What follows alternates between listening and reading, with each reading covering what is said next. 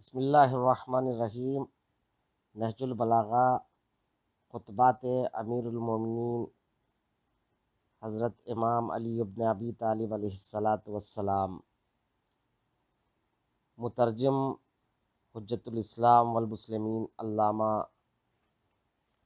مفتی جعفر حسین صاحب قبلہ علی اللہ مقامہ۔ خطبہ نمبر 8۔ یہ خطبہ مولائے کائنات کا بہت ہی مختصر خطبہ ہے۔ یہ زبیر کی اس گفتگو سے متعلق ہے۔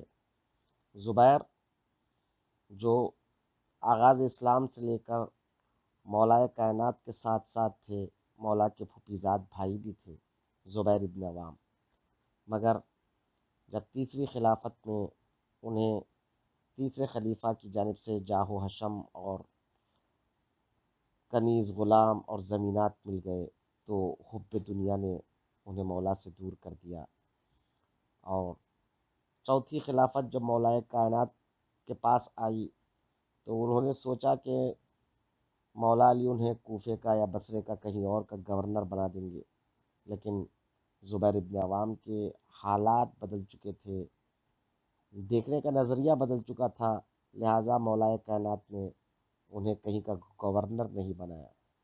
تو پہلے تو انہوں نے مولائے کائنات کے ہاتھوں پر بیعت کر لی تھی زبیر ابن عوام نے، مگر بعد میں بیعت شکنی کرتے ہوئے وہ مدینے سے مکہ چلے گئے، اور مکہ میں پھر عائشہ کے ساتھ بصرہ پہنچ کر علی علیہ السلام کے مقابل میں آئے اور جنگ جمل لڑی۔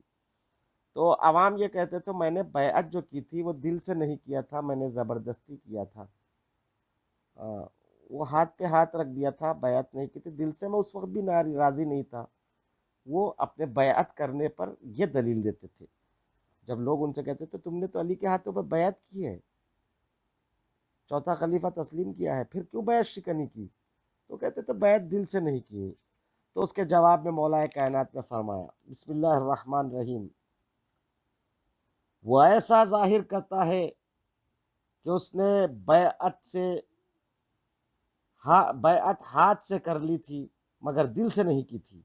بہر صورت اس نے بیعت تو کیا تھا، اس نے بیعت کا تو اقرار کر لیا، لیکن اس کا یہ دعویٰ کہ اس کے دل میں کھوٹ تھا، تو اسے چاہیے کہ اس دعوے کے لیے کوئی دلیل واضح روشن پیش کرے، ورنہ جس بیعت سے وہ جدا ہوا، منحرف ہوا ہے، اس میں واپس آئے۔